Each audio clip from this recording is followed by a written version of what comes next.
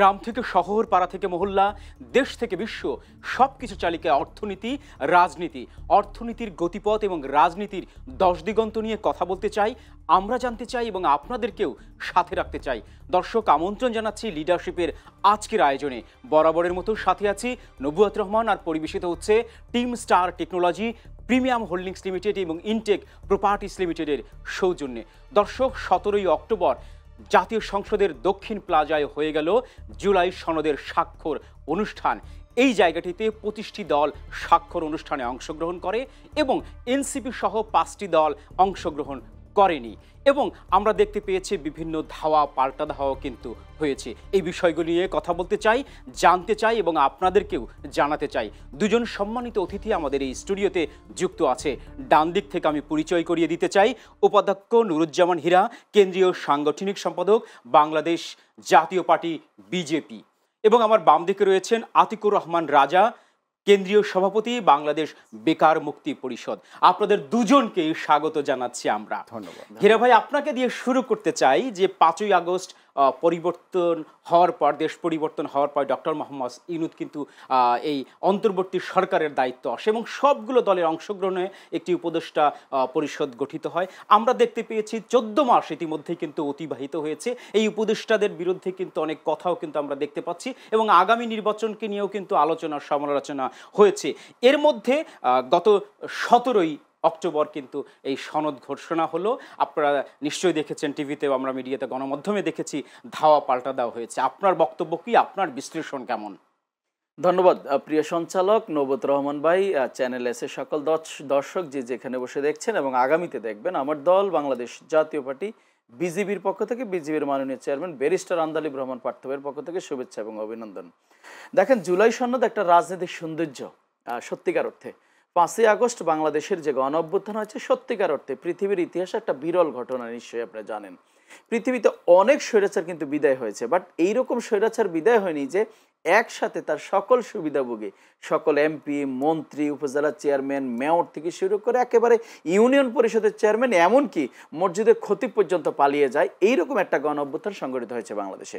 এখন মোদ্দা কথা হচ্ছে, এই যে প্রায় 2000 লাশের উপর দিয়ে এত বড় একটা গণ অভ্যুত্থান, এই গণ অভ্যুত্থানটাকে আসলে একটা আইনি ভিত্তি বা কাঠামোতে আনা প্রয়োজন কিনা। নিশ্চয়ই আপনারা জানেন, গত 8 মাস ধরে অনেকগুলো রাজনৈতিক দলের মধ্যে একটা সমন্বয় করে ঐক্যমত কমিশন গঠন করে তাদের সাথে টাইম টু টাইম আপনার ঐক্যমত কমিশন বসেছে, আলোচনা করেছে।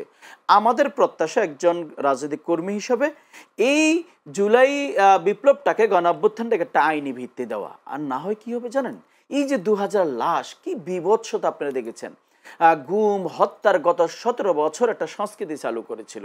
এই যে মানুষের ক্ষোভের বহিঃপ্রকাশ, এটাকে যদি একটা আইনি ভিত্তি বা কাঠামো দেওয়া না হয়, নিঃসন্দেহে আগামী প্রজন্ম থেকে প্রজন্ম তখন এই ধরনের অপরাজনীতির বিরুদ্ধে, গুম হত্যার বিরুদ্ধে আর গণ অভ্যুত্থানের সাহস পাবে না। এই জন্য এটাকে আইনি একটা ভিত্তি দেওয়া, সেই রাজনীতির আকাঙ্ক্ষার ভিত্তিতে ইতিমধ্যে আপনারা জানেন 84টি সংস্কার সামনে এসেছে। ফাইনালি অনেকগুলো দল নোট অফ ডিসেন্ট দিয়েছে। তো সর্বসাকুল্যে গতকালকে যে সনদের যে স্বাক্ষরের দিনক্ষণ ছিল, আমরা সাধুবাদ জানাই, আমরা এটাকে অভিনন্দন জানাই। একটা পর্যায়ে এসেও যেহেতু আমাদের এই সনদে স্বাক্ষরিত হয়েছে, এখন প্রশ্ন জাগছে, এই সনদটি কি আপনার জাতির প্রত্যাশা পূরণ করবে? কারণ এখানে অনেকগুলো প্রশ্ন থাকে। আপনি জানেন যে এনসিপি এই জুলাই সনদে, আপনি বললেন যে অংশগ্রহণ করে না, আরো কিছু দল করে না, বাম অনেকগুলো দল আসলে একেবারে পরিকল্পিতভাবেই জুলাই সনদে অংশগ্রহণ করে না। আমি আরেকটু যুক্ত করতে চাই, এই অনুষ্ঠানে কিন্তু জুলাই যোদ্ধা কিছু ছাত্র জনতা কিন্তু ঢুকে পড়েছিল এবং কিন্তু আইন শৃঙ্খলা বাহিনীর সাথে কিন্তু একটি ধাওয়া পাল্টা ধাওয়া হয়েছে। জি, এই বিষয়টি তাহলে আমার প্রশ্ন হচ্ছে, আজকে এনসিপি এখানে স্বাক্ষর করে না বা বাম দলগুলো পরিকল্পিতভাবে এই জুলাই সনদে স্বাক্ষর করে না, এটা যদি হয় নির্বাচনকে বানচাল করার জন্য, নির্বাচনকে পেছানোর জন্য, আমি ব্যর্থহীন কণ্ঠে বলতে চাই, এটা এই ধরনের কর্মকাণ্ড আগামীর রাজনীতিতে আগামী তরুণ প্রজন্ম মানবে না। আপনি জানেন, জুলাই যারা আজকে এনসিপি দল করেছে তারাও আমাদের সহযোদ্ধা ছিল, বাট আজকে তারা নির্বাচনকে পেছানোর জন্য যদি এ ধরনের কাজকর্ম করে থাকে, তাহলে সেটা আমরা কখনো বরদাস্ত করব না। কারণ তারা স্পষ্ট বলেছে, আপনি জানেন যে জুলাই সনদ স্বাক্ষরিত হওয়ার আগে নির্বাচন যেন আয়োজন না করে। তাহলে জুলাই সনদ যদি স্বাক্ষর করে তাহলে নির্বাচনে পথ উন্মুক্ত হচ্ছে, সরল রেখায় চলবে। সেটা যদি এনসিপি সে ধরনের অপরাজনীতির হাতিয়ার হিসেবে জুলাই সনদটাকে নেয়, আমরা এটাকে প্রতিহত করব। আমাদের ধন্যবাদ আপনাকে। আমি একটু রাজীব ভাই আপনার কাছে ফিরতে চাই। এনসিপির আহ্বায়ক নাহিদ ইসলাম কিন্তু বলেছেন যে আমাদের সাথে প্রতারণা করা হয়েছে, এবং জুলাই যুদ্ধরে আমরা দেখতে পেলাম তারা কিন্তু বক্তব্য দিয়েছে যে আমাদের সাথে কিন্তু একটি প্রতারণামূলক আচরণ করা হয়েছে, আমাদেরকে ধাওয়া পাল্টা ধাওয়া করা হয়েছে। এই যে একটা তারা বক্তব্য দিয়েছেন, আপনার বিশ্লেষণ কেমন, আপনার মূল্যায়ন কেমন? যে অসংখ্য ধন্যবাদ। আমি বাংলাদেশ বেকার মুক্তি পরিষদের পক্ষ থেকে সর্বপ্রথম চ্যানেল এস এর পরিবারকে ধন্যবাদ জানাচ্ছি, এবং যারা দর্শকের দেশ বিদেশ থেকে যারা দেখছেন সবাইকে অসংখ্য ধন্যবাদ। প্রশ্ন করেছেন, নাহিদ ইসলাম বলেছে যে এটা প্রতারণা করছে সরকার।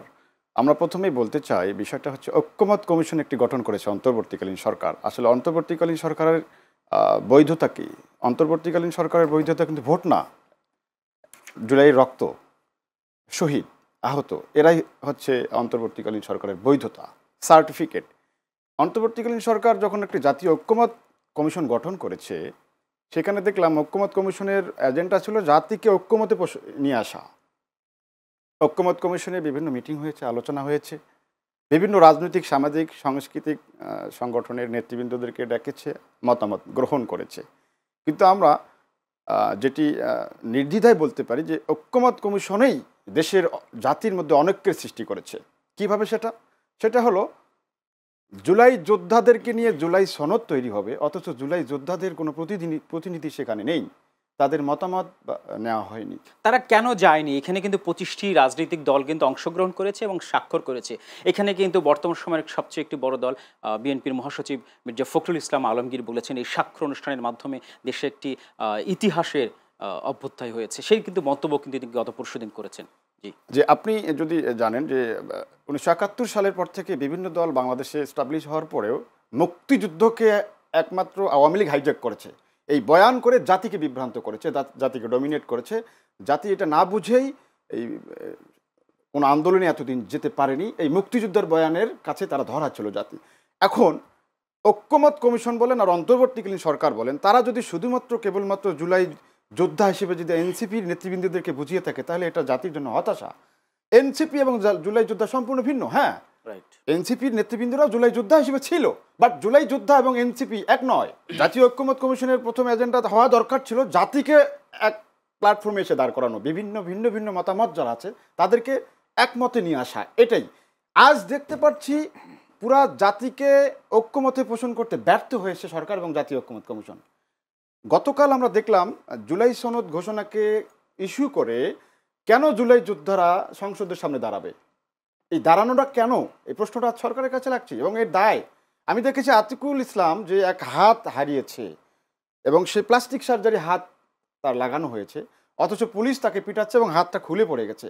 এটা জাতির জন্য একটা লজ্জাস্কর, এটা খুবই দুর্ভাগ্যজনক। আমি 4 তারিখ যখন শাহবাগে 4 আগস্ট এই ছবিটি কিন্তু ফেসবুকে অনেকে দিয়েছে, বলেছে আহারে জুলাই আন্দোলন বা জুলাই যোদ্ধা, এরকম কিন্তু কথাটা দিয়েছে। এবং জনগণ এটা প্রায় বলছে। এখন গতকাল থেকে আজ পর্যন্ত বেশ কিছু সাধারণ জনগণের সাথে আমি মিশেছি, কথা বলেছি, যেহেতু পলিটিক্যালি আমাদের জনগণের সাথে কথা বলতে হয়।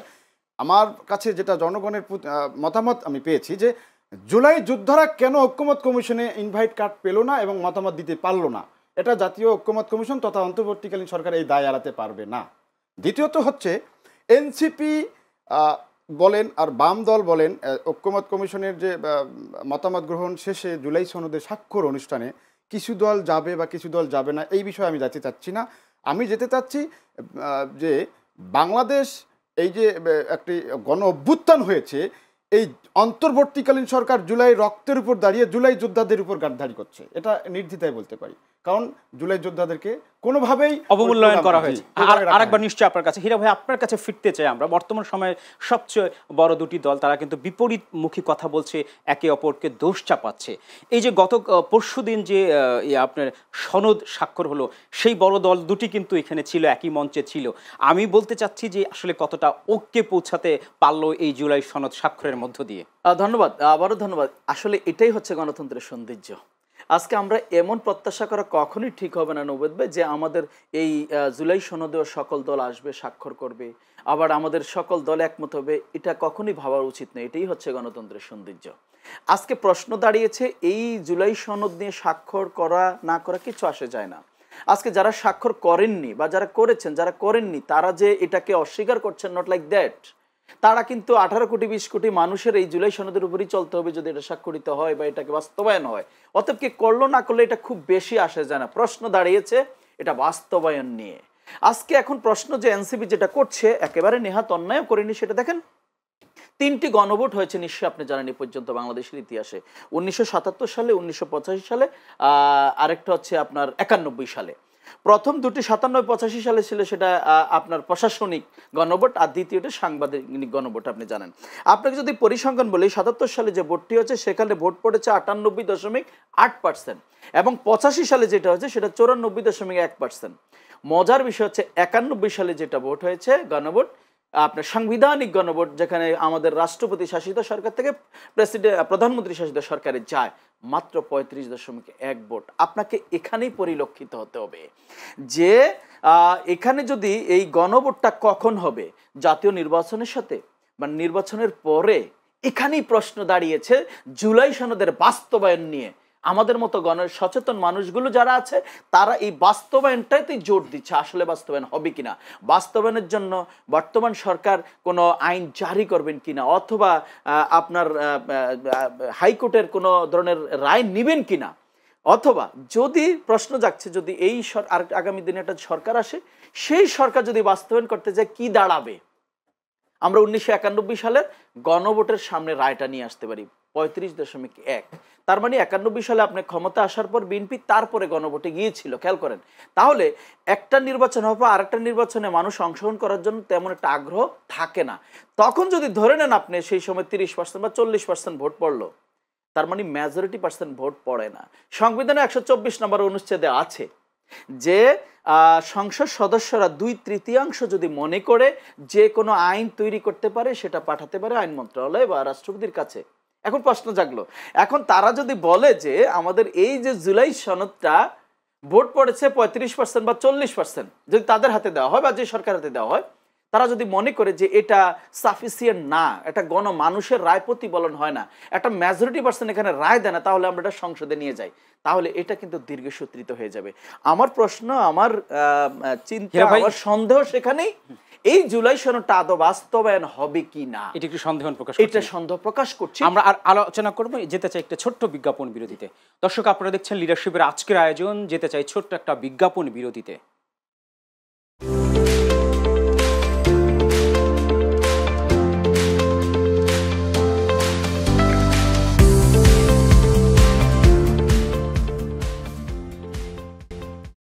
দর্শক, সাথে থাকবার জন্য অসংখ্য ধন্যবাদ।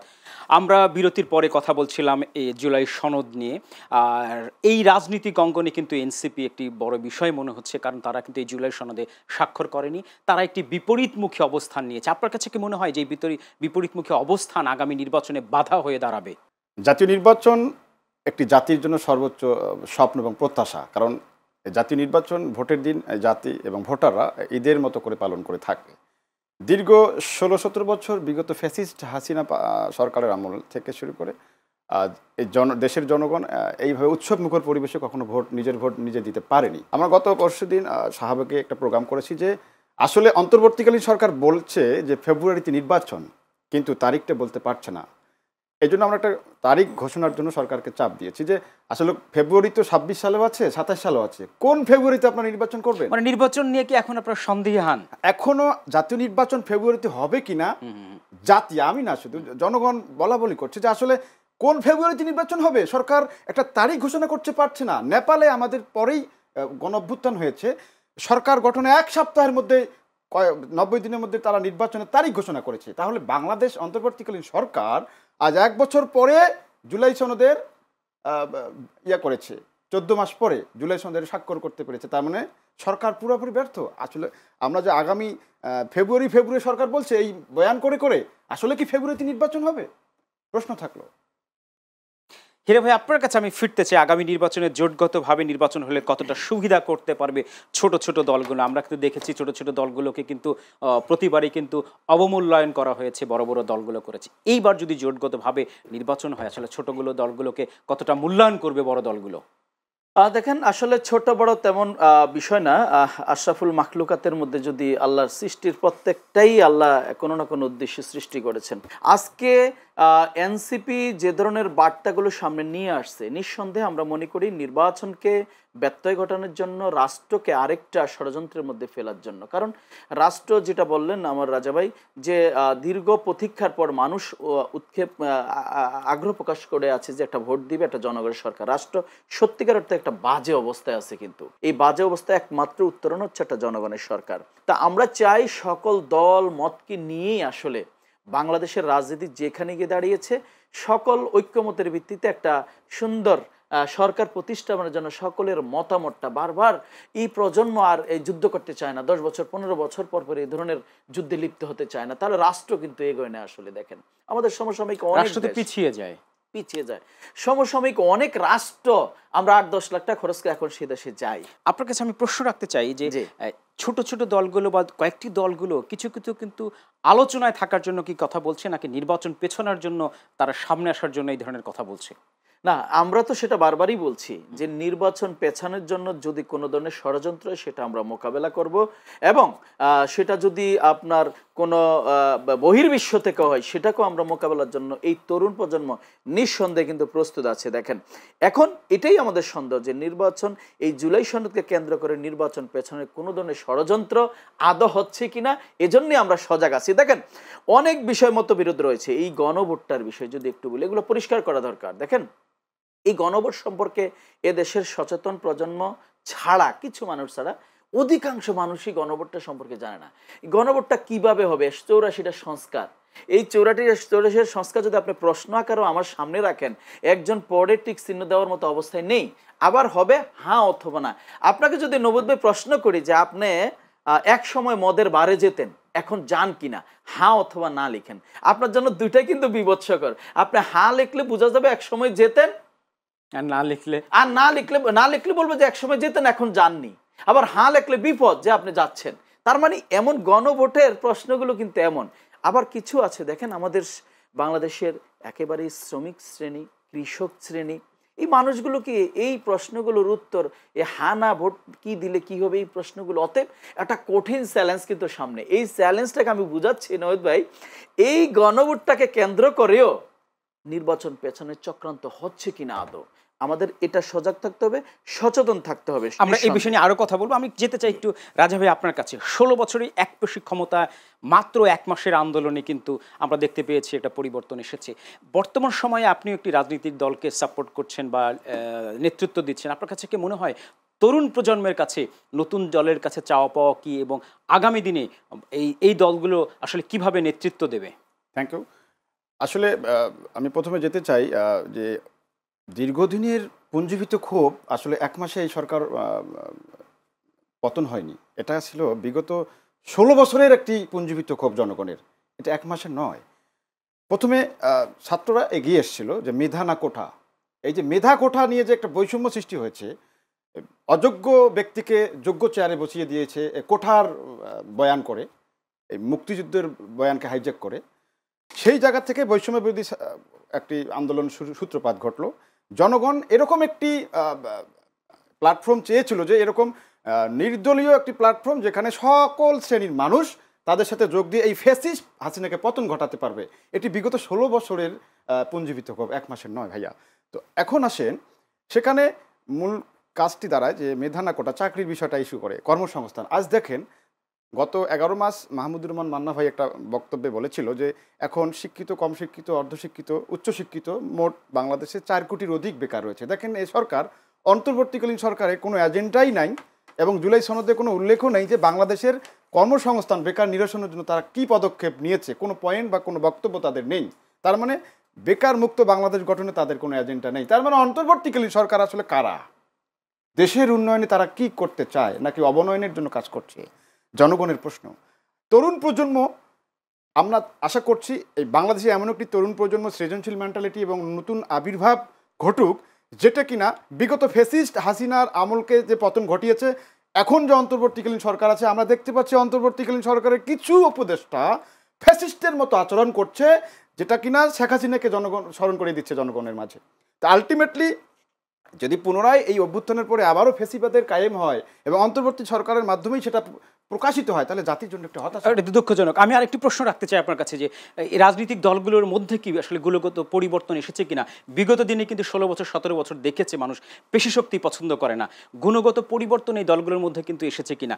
আমি একটু যদি যুক্ত করতে চাই যে জামাত ইসলামের আমির ডক্টর শফিকুর রহমান তিনি বলেছেন যে আমরা ক্ষমতায় গেলে চাঁদাবাজি করব না বা করতে দিব না। এই যে তারা এই প্রশ্নটি তুলেছে, এই দলগুলোর মধ্যে 16 বছর থেকে আমরা কি শিক্ষা গ্রহণ করলাম? ধন্যবাদ। হীরা ভাই যে একটু আগে বললেন যে হানা ভোট দিতে গিয়ে জনগণ বিব্রতকর পরিস্থিতির সৃষ্টি হয়। জামাতি ইসলাম যে কথাটি বলেছে যে আমরা ক্ষমতায় গেলে চাঁদাবাজি করব না, তার মানে ক্ষমতায় না গেলে চাঁদাবাজি করবে? প্রশ্নটা তো এরকম। তিনি কি অন্য দলগুলোকে ইঙ্গিত করে কথাটি বলেছেন, এরকম মনে হয় আপনার কাছে? আমার মনে হয় তিনি যেহেতু অন্য কোনো দলের নাম উচ্চারণ করেনি, তার মানে সে জামাতি ইসলামকেই ইঙ্গিত করে বলেছে যে আমার দলে যদি কোনো এরকম কেউ মানসিকতা নিয়ে থাকতে পারে না। মানুষ তো আর ফেরেস্তা না, জামাতি ইসলামকে সবাই ফেরেস্তা নাকি? আমরা চাই এই তরুণ প্রজন্ম এবং যারা আগামীতে জাতীয় নির্বাচন সংগঠিত হলে ভোট দিতে, তারা অবশ্যই মেধা এবং প্রজ্ঞাকে খাটিয়ে ভোট দিবে, যে এমন একটি দলকে ভোট দিবে যে কিনা এই দেশকে এবং দেশত্ববোধকে লালন করে এবং দেশের উন্নয়নের জন্য কাজ করবে। এমন প্রজন্ম তৈরি হয়েছে। ধন্যবাদ আপনাকে। হীরা ভাই, আপনার কাছে ফিরতে চাই। আমরা যে কথাটি বলছিলাম, পেশি শক্তিকে পছন্দ করেন না, কালো টাকাকে পছন্দ করেন না, মানুষ স্বচ্ছ রাজনীতি দেখতে চায়। নতুন প্রজন্ম, তরুণ প্রজন্ম আসলে কতটা গুণগত পরিবর্তন দেখতে চায় এই রাজনীতিবিদদের মধ্যে? চমৎকার। আবারও আমি একটু রাজাবের প্রশ্নটা থেকে আপনার প্রশ্নটাতে যাচ্ছি। দেখেন, আপনি ফ্যাসিবাদী আচরণের কথা বলছিলেন। দেখেন, আমরা গত 17 বছর লড়াই করেছি ফ্যাসিবাদীর বিরুদ্ধে। আজকে এনসিপিকে নিবন্ধন দেওয়ার বিষয়ে আপনি নিশ্চয়ই জানেন যে তারা নিবন্ধন পাচ্ছে। সেই ক্ষেত্রে তাদের যে তালিকা আছে, সেই তালিকা থেকে প্রতীক নিবে। আমরা যখন নিবন্ধিত হয়েছি, সেম নির্বাচন কমিশন একটা তালিকা ধরিয়ে দিয়েছে, এই তালিকা থেকে পছন্দ করে আপনি একটি প্রতীক দরখাস্ত করতে পারেন। সেম এনসিপির বেলাও তাই কিন্তু ঘটেছে। আমরা কি দেখলাম? এনসিপির নেতৃবৃন্দ কি দেখলাম? থ্রেট করে তারা প্যাসিবাদী আচরণ করে আদায় করে নেওয়ার যে আগের সরকারের যে প্যাসিবাদী আচরণ, সেটা কিন্তু তারা করছেন। প্রতীক কিন্তু তাদের শাপলা প্রতীকটি নেই কিন্তু তালিকায়, তারা জোর করে তারা নেওয়ার যে অপচেষ্টা করছেন, এটা কি প্যাসিবাদী আচরণ না? তাহলে আমরা কি শিখলাম ইতিহাস থেকে? আমি আপনাকে একটা জিনিস নবোধ বলতে চাই। দেখেন, আমি প্রায়ই কথাটি বলে থাকি। দেখেন, একজন মসজিদের ইমাম হয়তো 400 থেকে 500 লোকের একজন ইমাম হবেন নবুয়ত ভাই। সেই ইমামকে ইমাম নিয়োগ দেওয়ার জন্য আমরা অনেক কিছু দেখি। দাঁড়িয়ে আছে কিনা, কথাবার্তা মার্জিত কিনা, লম্বা চূড়া কিনা, সুন্দর কিনা, মদ খায় কিনা, সুদখোর কিনা, আপনার শিক্ষিত কিনা, অনেকগুলো বিষয় দেখি। কিন্তু নারী লিপ্স কিনা। 400 থেকে 500 লোকের ইমামতি, ইমাম শব্দের অর্থ হচ্ছে আরবিতে, আর তার বাংলা শব্দ অর্থ হচ্ছে নেতা। অর্থাৎ আমরা আমাদের 400 লোকের নেতাকে নির্বাচন করতে অনেক দিক দেখি। দুর্ভাগ্যের বিষয়, আমরা 4 থেকে 5 লক্ষ লোকের ইমাম নেতৃত্ব নেতা তৈরি করি, আমরা এগুলো দেখি না। তিনি সুদখোর কিনা, তিনি আপনার চাঁদাবাজি করেন কিনা, তিনি দুর্নীতি করবেন কিনা, তাকে আমরা ইমাম বানালে, নেতা বানালে, সংসদে গেলে আমরা একবার ভাবিনি। জাতি খেয়াল করেন, আমাদের এখানেই সচেতন হতে হবে ভাই।